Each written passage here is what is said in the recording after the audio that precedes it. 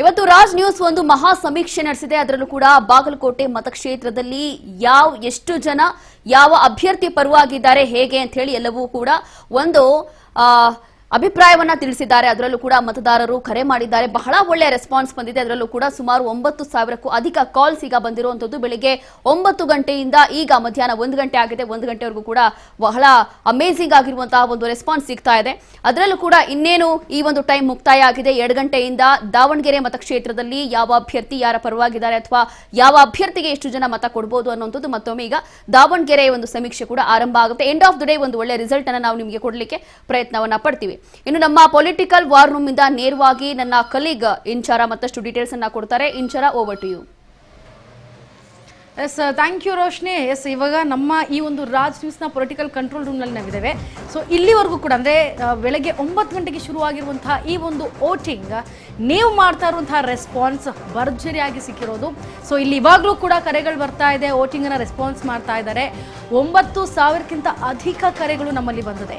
So ಯಾರು ಈ ಬಾಗಲಕೋಟೆ ವಿಧಾನಸಭಾ ಕ್ಷೇತ್ರದಲ್ಲಿ ಯಾರೆಲ್ಲ ಈ ಒಂದು ಮತವನ್ನು ಇಲ್ಲಿ ಸರ್ವೆ ಮಾಡ್ತಾ ಇದ್ದೀವಿ ನಾವು, ಹಾಗಾಗಿ ಮತವನ್ನು ಯಾರೆಲ್ಲ ಇಲ್ಲಿ ಹೇಳ್ತಾ ಇದ್ದಾರೆ, ಯಾವ ಅಭ್ಯರ್ಥಿ ಪರ, ಒಂದು ಬಿಜೆಪಿ, ಇನ್ನೊಂದು ಕಾಂಗ್ರೆಸ್ ಅಭ್ಯರ್ಥಿ ಪರನ, ಬಿಜೆಪಿ ಅಭ್ಯರ್ಥಿ ಪರನ, ಯಾಕೆ ನಾವು ಈ ನಾಯಕರನ್ನ, ಈ ಅಭ್ಯರ್ಥಿಯನ್ನ ಆಯ್ಕೆ ಮಾಡಬೇಕು, MLA ನಮ್ಮ ರಾಜ್ಯಕ್ಕೆ ಇವರು ಯಾಕೆ ಆಗಬೇಕು ಅನ್ನೋದೇ ಈಗ ಜನರ ಒಂದು ಮತಯಾಚನೆಯನ್ನ ನಾವಿಲ್ಲಿ ಸರ್ವೆ ಮಾಡ್ತಾ ಇರೋದು. ಸೊ ನಿಮಗೆ ಗೊತ್ತಿರೋ ಹಾಗೆ 2 ಸರ್ವೆ ನಾವು ನೋಡಬಹುದು. ಅಂದರೆ ಒಂದು ಸರ್ವೆ ಯಾವ ರೀತಿಯಾಗಿರುತ್ತೆ ಅಂತಂದರೆ ನಾವು ಗ್ರೌಂಡ್ ರಿಪೋರ್ಟ್ಗೆ ಹೋಗಿ, ಅಂದರೆ ಹೊರಗಡೆ ಹೋಗಿ ಜನರನ್ನು ಖುದ್ದಾಗಿ ನಾವು ಮಾತನಾಡಿಸೋವಂಥದ್ದು. ಈಗ ಇದು ನಾವು ಮಾಡ್ತಾ ಇರೋ ಸರ್ವೆ, ಇಲ್ಲಿ ಡಿಜಿಟಲ್ ಮುಖಾಂತರ ನಾವು ಈ ಸರ್ವೆಯನ್ನು ಮಾಡ್ತಾ ಯಾರಿಗೆ ಮತವನ್ನು ಹಾಕ್ತೀನಿ ಅಂತ ಹೇಳೋದಕ್ಕೆ ಇದೊಂದು ಅದ್ಭುತವಾದಂತಹ ಅವಕಾಶ. ಹಾಗೆ ನೀವು ಕೂಡ ಕರೆ ಮಾಡಿ ಮಾತನಾಡಿ ಯಾರಿಗೆ ನಿಮ್ಮ ಓಟ್ ಅನ್ನೋದನ್ನು ನೀವು ತಿಳಿಸಬಹುದು. ಹಾಗೆ ನಾವು ಮಾಡ್ತಿರುವಂತಹ ಸರ್ವೆ ಪ್ರಕಾರ ಈಗ ಬರ್ತಾ ಇರುವಂತಹ ಕ್ಷೇತ್ರದಲ್ಲಿ ಬಾಗಲಕೋಟೆ ಮತಕ್ಷೇತ್ರ ಮಹಾ ಸಮೀಕ್ಷೆ ಮುಕ್ತಾಯ ಆಗ್ತಾ ಇದೆ. Raj news mega political survey ಇದೀಗ ಅಂತ್ಯ ಆಗ್ತಾ ಇದೆ. ರಾಜ್ ಪೊಲಿಟಿಕಲ್ ವಾರ್ ರೂಮ್ ಮೊದಲ ಹಂತದಲ್ಲಿ ಯಶಸ್ಸನ್ನ ಕಂಡಿದೆ. ಇತ್ತ ಕಾಂಗ್ರೆಸ್ ಅಭ್ಯರ್ಥಿ, ಬಿಜೆಪಿ ಅಭ್ಯರ್ಥಿ ನಡುವೆ ಜಿದ್ದಾಜಿದ್ದಿನ ಕದನ ನಡೀತಾ ಇದೆ. ಉಮೇಶ್ ಮೇಟಿ, ವೀರಣ್ಣ ಚರಂತಿಮಠ ಮಧ್ಯೆ ನೆಕ್ ಟು ನೆಕ್ ಫೈಟ್ ನಡೀತಾ ಇದೆ. ಇಂದು ಸಂಜೆಗೆ ರಾಜ್ ನ್ಯೂಸ್ನ ಮಹಾ ಸಮೀಕ್ಷೆಯ ಬಿಗ್ ರಿಪೋರ್ಟ್ ನಿಮ್ಮ ಮುಂದೆ ಅನಾವರಣ ಆಗಲಿದೆ. 4 ಗಂಟೆಯಲ್ಲಿ ಸರಿಸುಮಾರು 16,000ಕ್ಕೂ ಹೆಚ್ಚು ಅಧಿಕ ಕರೆಗಳು ನಮಗೆ ಸಿಕ್ಕಿರುವಂಥದ್ದು. ನಿಜಕ್ಕೂ ಒಂದು ರೀತಿ ಇದು ಒಳ್ಳೆಯ ಭರ್ಜರಿ ರೆಸ್ಪಾನ್ಸ್ ಅಂತಾನೆ ಹೇಳಬಹುದು. ಯಾಕಂದ್ರೆ ಬಿಜೆಪಿಯಿಂದ ಏನು ಈಗ ಚರಂತಿಮಠ ಅವರು ನಿಂತಿದ್ದಾರೆ, ಆ ಒಂದು ಬಿಜೆಪಿಯಿಂದ ಚರಂತಿಮಠ ನಿಂತಿರೋ ಅಭ್ಯರ್ಥಿ ಬಾಗಲಕೋಟೆ ಕ್ಷೇತ್ರದಲ್ಲಿ ಯಾವ ರೀತಿಯಾಗಿ ಮತ ಎಷ್ಟು ಸಿಗ್ತಾ ಇದೆ ಅನ್ನೋದನ್ನು ಕೂಡ ನಾವು ಗಮನಿಸಬೇಕಾಗತ್ತೆ. ಇದರ ಜೊತೆಗೆ ಏನು ಬಿಜೆಪಿ ಅವರು ಒಂದ್ ಕಡೆ ಅಭಿವೃದ್ಧಿ ಮಂತ್ರವನ್ನ ಘೋಷಣೆ ಮಾಡ್ತಾ ಮತವನ್ನ ತಗೊಳ್ಳೋದ್ರಲ್ಲಿ ಜನರನ್ನ ಮನವೊಲಿಸ್ತಾ ಇದ್ದಾರೆ. ಇತ್ತ ಕಾಂಗ್ರೆಸ್ನಲ್ಲಿ ಉಮೇಶ್ ಮೇಟಿ ಅವರು ಕೂಡ ಅಷ್ಟೇ. ಅಂದ್ರೆ ಉಮೇಶ್ ಮೇಟಿ ಅವರಿಗೆ ಎಲ್ಲ ಒಂದ್ ಕಡೆ ರಾಜಕೀಯ ಅನುಭವ ಕಮ್ಮಿ. ಯಾಕಂದ್ರೆ HY ಮೇಟಿ ಅವರ ನಿಧನದ ನಂತರ ಇಲ್ಲಿ ಉಮೇಶ್ ಮೇಟಿ ಅವರಿಗೆ ಯಾವುದೇ ರೀತಿ ರಾಜಕಾರಣದ್ದು ಇರಲಿಲ್ಲ. ಆದರೆ ಈಗ ಅದನ್ನು ಯಾವ ರೀತಿಯಾಗಿ ಒಲವನ್ನ ಮಾಡಬೇಕು, ತಂದೆ ನಡೆದು ಬಂದ ಹಾದಿಯಲ್ಲಿ ಯಾವ ರೀತಿಯಾಗಿ ಹೋಗಬೇಕು ಅಂತ ಹೇಳಿ ಮುಂದೆ ಹೋಗಬೇಕಾಗತ್ತೆ.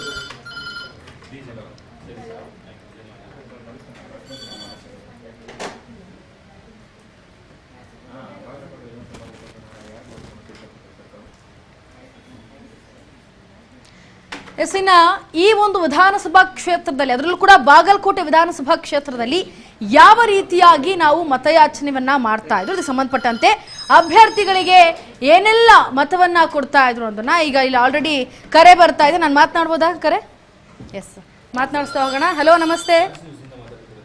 ಹಲೋ ನಮಸ್ತೆ, ಕೇಳಿಸ್ತಾ ಇದೆಯಾ? ಓಕೆ, ಎಲ್ಲಿಂದ ಕರೆ ಮಾಡಿದಿರಿ? ಓಕೆ, ಬಾಗಲಕೋಟೆ. ಓಕೆ ಎಸ್, ಯಾರ ಅಭ್ಯರ್ಥಿ ಯಾವ ಅಭ್ಯರ್ಥಿ ನೀವು ಮತ ಹಾಕ್ಬೇಕು ಅಂತಿದ್ದೀರಿ? ಬಿಜೆಪಿ. ಯಾವ ಖುಷಿಗೆ ಬಿಜೆಪಿ ಮತ ಹಾಕ್ಬೇಕು ನೀವು? ಓಕೆ, ಅಭಿವೃದ್ಧಿ ಮಾಡ್ತಾರೆ ಅಂತ ಹೇಳಿ. ಓಕೆ, ಎಸ್ ಓಕೆ, ಗ್ಯಾರಂಟಿ ಯೋಜನೆಗೆ ಸಂಬಂಧಪಟ್ಟಂತೆ ಇವಾಗ ನಿಮಗೆಲ್ಲ ಓಕೆ ಮಹಿಳೆಯರಿಗೆ ಮಾತ್ರ ಕೊಟ್ಟಿದ್ದಾರೆ, ಹಾಗಾಗಿ ನೀವು ಕಾಂಗ್ರೆಸ್ಗೆ ಹಾಕೋದಿಲ್ಲ ಅಂತ ಹೇಳ್ತಿದ್ದೀರಿ. Okay thank you so much.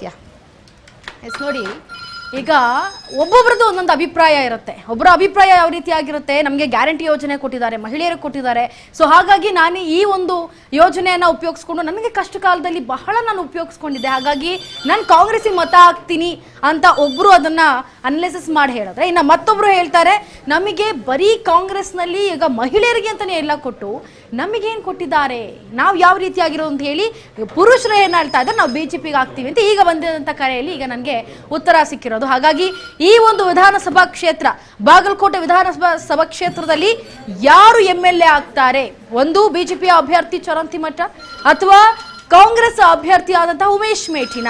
ಯಾಕಂದ್ರೆ ಚರಂತಿಮಠ ಅವ್ರಿಗೆ ರಾಜಕೀಯದ ಅನುಭವ ಇದೆ, ಆದ್ರೆ ಉಮೇಶ್ ಮೇಟಿ ಅವರಿಗೆ ರಾಜಕೀಯದ ಅನುಭವ ಕಮ್ಮಿ ಇದೆ. ಈಗ ಚರಂತಿಮಠ ಅವರು ಅನುಭವದ ಪ್ರಯುಕ್ತವಾಗಿ ಜನರಲ್ಲಿ ಮತಯಾಚನೆ ಮಾಡೋದಕ್ಕೆ ಮುಂದಾಗಿದ್ದಾರೆ.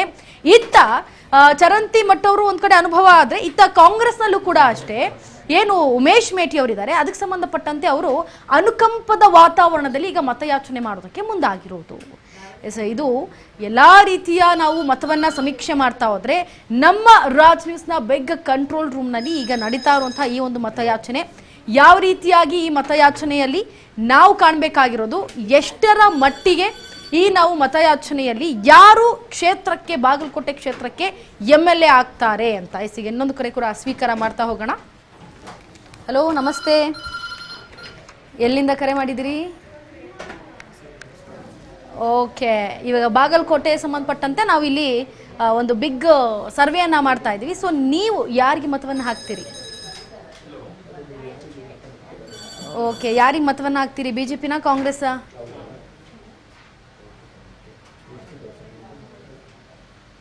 ಓಕೆ ಓಕೆ, ಅಂದ್ರೆ ನೀವು ಬಿಜೆಪಿಗೆ ಹಾಕ್ತೀರಾ? ನೀವು ಯಾಕೆ ಹಾಕಲ್ಲ ಸರ್? ಬಿಜೆಪಿಗೆ ಯಾಕೆ ಹಾಕಲ್ಲ ನೀವು?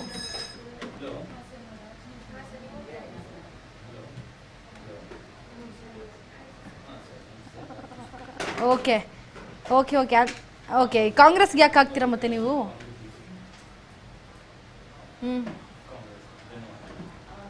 ಓಕೆ, ಅಂದ್ರೆ ಕಾಂಗ್ರೆಸ್ನವರು ಎಲ್ಲರೂ ಒಂದೇ ಅಂತ ಹೇಳಿ ಕಾಂಗ್ರೆಸ್ನಲ್ಲಿ ಒಂದೇ ತರ ಸಮಾಜವನ್ನ ಕಾಣ್ತಾ ಇದ್ದಾರೆ, ಆದ್ರೆ ಬಿಜೆಪಿ ಅವರು ಒಂದೊಂದನ್ನ ಹೇಳಿ ಇನ್ನೊಂದು ಹೇಳದೆ ಸುಳ್ಳು ಆಶ್ವಾಸನೆ ಕೊಡ್ತಾ ಇದ್ದಾರೆ ಅಂತ ನೀವು ಹೇಳ್ತಿದ್ದೀರಿ. ಹಾಗಿದ್ರೆ ನಿಮ್ಮ ಮತ ಕಾಂಗ್ರೆಸ್? ಓಕೆ ಓಕೆ ಓಕೆ, ಹಾಗಿದ್ರೆ ಈ ಸಲ ವಿಧಾನಸಭಾ ಕ್ಷೇತ್ರದಲ್ಲಿ ಕಾಂಗ್ರೆಸ್ ಉಮೇಶ್ ಮೇಟಿ ಅವರು ಗೆಲ್ತಾರೆ ಅಂತ ಆಯ್ತು ನಿಮ್ಮ ಪ್ರಕಾರ? ಎಸ್ ಎಸ್ ಎಸ್ ಎಸ್, ಧನ್ಯವಾದ ಸರ್, ಕರೆ ಮಾಡಿದ್ದಕ್ಕಾಗಿ ಧನ್ಯವಾದ. ಎಸ್, ನೋಡಿ, ಈಗ ಒಬ್ಬೊಬ್ಬರದು ಒಂದೊಂದು ಅಭಿಪ್ರಾಯ ಅಂತಂದ್ರೆ ತಪ್ಪಾಗ್ಲಾರ್ದು. ಯಾಕಂತಂದ್ರೆ ಈ ವಿಧಾನಸಭಾ ಕ್ಷೇತ್ರ ಇದು ಮಿನಿ ಕುರುಕ್ಷೇತ್ರ ಅಷ್ಟೇ, ಆದ್ರೆ ಇದನ್ನ ಮಹಾ ಕುರುಕ್ಷೇತ್ರದಂತೆ ಈಗ ಎರಡು ವಿಧಾನಸಭಾ ಕ್ಷೇತ್ರಗಳಲ್ಲೂ ಈಗ ಮಹಾ ಕುರುಕ್ಷೇತ್ರ ಯುದ್ಧ ಶುರು ಆಗ್ಬಿಟ್ಟಿದೆ ಅಂದ್ರೆ ತಪ್ಪಾಗ್ಲಾರ್ದು. ಈಗ ಬಾಗಲಕೋಟೆ ಕುರುಕ್ಷೇತ್ರ 9 ಗಂಟೆಯಿಂದ ಈಗ ಏನು 1 ಗಂಟೆವರೆಗೂ ಕೂಡ ನಾವು ಈ ಸಮೀಕ್ಷೆ ಮಾಡಿದೀವಿ. 9,000 ಅಂದ್ರೆ 19,000ಕ್ಕೂ ಹೆಚ್ಚು ಕರೆಗಳು ನಮಗೆ ಬಂದಿದೆ. ಈ ಒಂದು ಸರ್ವೆಯಲ್ಲಿ ನಾವು ಮಾಡಿರೋದು ಅತಿ ಹೆಚ್ಚಾಗಿ ಬಂದಿರೋದು. ಇನ್ನು ನಿಮಗೆ ನೆಕ್ಸ್ಟ್ 2 ಗಂಟೆಯಿಂದ ಸಂಜೆ 7 ಗಂಟೆವರೆಗೂ ಕೂಡ ದಾವಣಗೆರೆ ದಕ್ಷಿಣಕ್ಕೆ ಸಂಬಂಧಪಟ್ಟಂತೆ ಸರ್ವೆ ನಡೆಯುತ್ತೆ. ಆ ಸರ್ವೆ ಆದ ನಂತರ ನಿಮಗೆ ಫೈನಲ್ ಆಗಿ ಯಾವುದು ಬಾಗಲಕೋಟೆ ಪ್ಲಸ್ ಈ ಒಂದು ದಕ್ಷಿಣ ದಾವಣಗೆರೆಗೆ ಸಂಬಂಧಪಟ್ಟಂತೆ ಎರಡನ್ನೂ ಕೂಡ ಫಲಿತಾಂಶವನ್ನ ನಾವು ಈ ಒಂದು ರಾಜ್ನ ಪೊಲಿಟಿಕಲ್ ಕಂಟ್ರೋಲ್ ರೂಮ್ ನಲ್ಲಿ ಏನ್ ಕರೆಗಳು ಸ್ವೀಕಾರ ಆಗಿದೆ, ಯಾರೆಲ್ಲ ಮಾಡಿದ್ದಾರೆ, ಯಾರಿಗೆ ಮತವನ್ನ ಹಾಕಿದ್ದಾರೆ ಅಂತ ಹೇಳಿ ಆ ಮತವನ್ನ ಫೈಂಡ್ ಔಟ್ ಮಾಡಿ ಫೈನಲ್ ಆಗಿ ನಿಮಗೆ ರಿಪೋರ್ಟ್ ಅನ್ನ ಕೊಡ್ತೇವೆ. ಸೊ ಅಲ್ಲಿವರೆಗೂ ಕೂಡ ನೀವು ಕೂಡ ಕರೆ ಮಾಡಿ ಮಾತನಾಡಿ. ಈಗ ಬಾಗಲಕೋಟೆಗೆ ಸಂಬಂಧಪಟ್ಟಂತೆ ಅಭ್ಯರ್ಥಿಗಳ ಪರವಾಗಿ ನೀವು ಮತವನ್ನ ಯಾಚನೆ ಮಾಡೋ ಹಾಗಿದ್ರೆ ಈಗ ನಿಮ್ಗೆ ಇನ್ನೂ ಕೂಡ ಕಾಲಾವಕಾಶ ಇದೆ. ಕರೆ ಮಾಡಿ ಮಾತನಾಡಿ, ನಿಮ್ಮ ವೋಟ್ ಏನು ಆ ವೋಟನ್ನ ನೀವು ಮಾಡಬಹುದು ನಿಮ್ಮ ರಾಜ್ನ ಪೊಲಿಟಿಕಲ್ ಕಂಟ್ರೋಲ್ ರೂಮ್ ನಲ್ಲಿ. ಇನ್ನು ಮತ್ತೊಂದು 2 ಗಂಟೆಯಿಂದ ಲಾಸ್ಟ್ 7 ಗಂಟೆವರೆಗೂ ನಿಮಗೆ ದಕ್ಷಿಣ ದಾವಣಗೆರೆಗೆ ಸಂಬಂಧಪಟ್ಟಂತೆ ನೀವು ವೋಟನ್ನ ಮಾಡಬಹುದು. ದಾವಣಗೆರೆ ದಕ್ಷಿಣ ಮತಕ್ಷೇತ್ರದ ಮಹಾ ಸರ್ವೆಗೆ ಈಗ ಕ್ಷಣಗಣನೆ ಶುರುವಾಗಿದೆ. ಮಧ್ಯಾಹ್ನ 2 ಗಂಟೆಗೆ ಪೊಲಿಟಿಕಲ್ ಮೆಗಾ ಸರ್ವೆ ಮತ್ತೆ ಆರಂಭಗೊಳ್ಳುತ್ತೆ. ಸಮರ್ಥ ಶ್ರೀನಿವಾಸ್ ಯಾರಿಗೆ ಒಲಿಯಲಿದೆ ಈ ಒಂದು ಅದೃಷ್ಟ? ಕಾಂಗ್ರೆಸ್ ಪಕ್ಷದಿಂದ ಸಮರ್ಥ ಶಾಮನೂರು ಸ್ಪರ್ಧೆಯನ್ನ ಮಾಡ್ತಾ ಇದ್ದಾರೆ. ಇದಕ್ಕೆ ಸಂಬಂಧಪಟ್ಟಂತೆ ಬಿಜೆಪಿ ಅಭ್ಯರ್ಥಿ ಕೂಡ ಶ್ರೀನಿವಾಸ್ ಟಿ ದಾಸಕರಿಯಪ್ಪ ಕೂಡ ಸ್ಪರ್ಧೆ ಮಾಡ್ತಾ ಇದ್ದಾರೆ. ಸರ್ವೆಗೆ ಸಜ್ಜಾಗಿದೆ ನಿಮ್ಮ ರಾಜ್ ಪೊಲಿಟಿಕಲ್ ಕಂಟ್ರೋಲ್ ರೂಮ್. ನೀವು ಸಹ ಕರೆ ಮಾಡಿ ನಿಮ್ಮ ನೆಚ್ಚಿನ ನಾಯಕರನ್ನ ಆಯ್ಕೆ ಮಾಡಿ.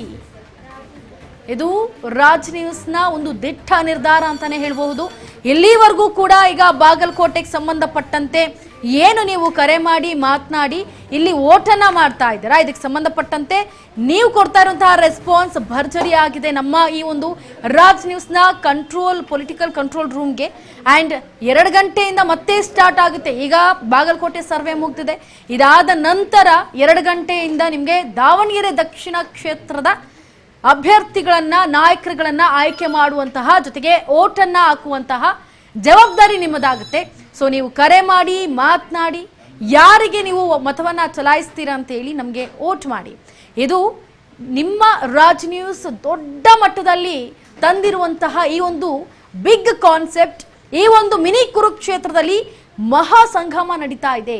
ಯಾವ ರೀತಿಯಾಗಿ ಯಾರು ಈ ರಣರಂಗದಲ್ಲಿ ರಂಗೇರ್ತಾ ಇದೆ, ಯಾಕಂದ್ರೆ ಏಪ್ರಿಲ್ 9ಕ್ಕೆ ಸಜ್ಜಾಗಿರುವಂತಹ ಈ ಒಂದು ಮತ ಮೇ 4ಕ್ಕೆ ಮತದ ಫಲಿತಾಂಶ ಸಿಗುತ್ತೆ. ಯಾರು ಕ್ಷೇತ್ರದ MLA ಆಗ್ತಾರೆ ಅನ್ನೋದನ್ನು ಕೂಡ ನಾವು ಕಾದ್ ನೋಡ್ಬೇಕಾಗುತ್ತೆ. ಈಗ ಭರ್ಜರಿ ರೆಸ್ಪಾನ್ಸ್ ಏನೋ ಸಿಗ್ತಾ ಇದೆ.